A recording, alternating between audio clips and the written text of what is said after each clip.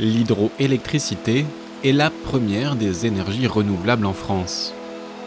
Avec une capacité installée de 25,8 gigawatts, elle pèse, selon les années, entre 10 et 15% de la production d'électricité française. On recense environ 2300 installations de taille et de puissance très diverses. Centrales au fil de l'eau, centrales d'éclusée ou centrales de lac, comme l'impressionnant barrage de Serre-Ponçon. 600 mètres de longueur, 123 mètres de hauteur et 650 mètres d'épaisseur à sa base. Le barrage est en service depuis 1960. Le barrage de Serre-Ponçon a une puissance de 380 MW. Il va permettre de produire l'équivalent de la consommation de 300 000 habitants, c'est-à-dire à la fois l'équivalent de la population du département des Hautes-Alpes et des Alpes d'Haute-Provence. Mais il faut savoir aussi que le barrage de Serre-Ponçon, c'est le robinet de tête qui va permettre d'alimenter l'ensemble des centrales hydroélectriques qui se situent sur le canal EDF de la Durance. Et donc l'ensemble de cette capacité de production représente près de 2000 MW qui peuvent être mobilisés en moins de 2 minutes. Et ça, c'est à peu près l'équivalent de 2 tranches nucléaires. Une centrale hydroélectrique qui ne produit pas en continu, mais qui répond aux variations de consommation.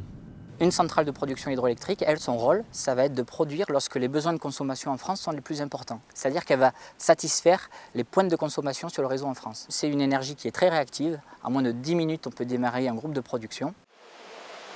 À 60 km de là, le barrage de Pont-Baldy fournit lui aussi de l'électricité aux habitants des Hautes-Alpes. La production de cet aménagement, c'est environ 15 millions de kWh par an. C'est environ la consommation résidentielle de 7000 habitants. Dans ce département de haute montagne, de nouveaux aménagements hydroélectriques seraient possibles. Il y a du potentiel toujours sur des petits aménagements de puissance pas faible, mais de 500 kW par exemple. 500 kW, c'est une puissance qui est toujours intéressante.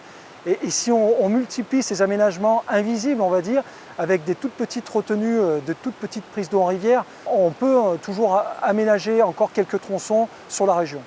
Mais la tâche est complexe, avec des études d'impact très longues. Les détracteurs de l'hydroélectricité s'inquiètent des effets potentiels de nouveaux ouvrages. Obstacle à la migration des poissons, blocage du flux des sédiments ou déformation des cours d'eau. Il resterait un potentiel de développement de 1000 MW sur les cours d'eau français, mais les projets restent dans les cartons. L'État français a lancé des appels d'offres pour le développement de petits aménagements hydroélectriques. Or, ce que nous constatons aujourd'hui, c'est que les projets lauréats, malgré qu'ils se soient inscrits dans un cadrage environnemental, ont énormément de mal à aboutir et il y a aujourd'hui un taux de déchets important parmi ces projets. Ce qui obère finalement le développement de la filière, ce qui obère l'atteinte des objectifs de la PPE. En attendant d'hypothétiques autorisations, la profession planche sur la modernisation des ouvrages existants et l'optimisation du point fort de l'hydroélectricité, sa flexibilité. C'est véritablement d'avoir une filière qui soit encore plus adaptable qu'aujourd'hui, plutôt que d'avoir des acteurs séparés et des petites centrales qu'on aura du mal à coordonner si elles sont exploitées de façon indépendante. Je les exploite de façon simultanée et donc j'ai une grosse centrale qui offre un volume de performance beaucoup plus important que chacune prise individuellement. Un principe testé en ce moment sur les ouvrages hydroélectriques de la Durance avec le démonstrateur Soflexi. Objectif, produire de l'hydroélectricité pour pallier aux variations de la production solaire photovoltaïque. Ce projet, c'est une centrale virtuelle dans laquelle on relie les productions solaires avec leur prévisionnel de production. Nous, notre Durance, c'est la partie de la Durance avec laquelle on va travailler, les 250 MW.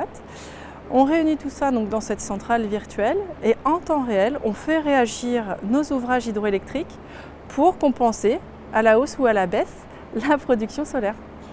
La centrale virtuelle permet de garantir une énergie stable sur le réseau, un atout majeur pour intégrer plus largement les énergies renouvelables dans le mix énergétique. On démontre concrètement que l'hydroélectricité et ses deux atouts que sont le stockage et la flexibilité peuvent réellement rendre ce service aux énergies intermittentes. À l'avenir, on y travaille, on regarde le potentiel, mais on sait d'ores et déjà que sur les à peu près 20 à 25 gigawatts installés d'hydroélectricité en France, on a à peu près entre 15 gigawatts d'énergie flexible. Si le développement de l'hydroélectricité française s'annonce limité, son rôle de soutien aux autres énergies renouvelables renforce encore son intérêt.